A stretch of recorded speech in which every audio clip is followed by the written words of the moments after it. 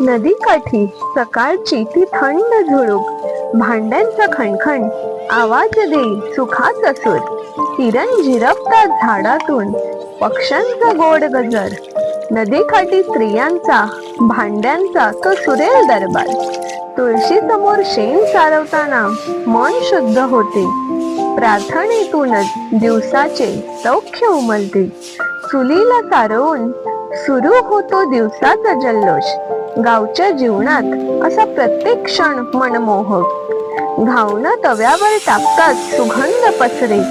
चुलीचा तो धूर आणि भाताचा मंद वास. काळ्या चहाचा वाफाळता कप जीव उजळे. अशी सकाळ फक्त गावातच भेटे. घावणे, काळा चहा आणि गप्पांची रेलचेल. खेडेगावची सकाळ म्हणजे आनंदाचा खेळ.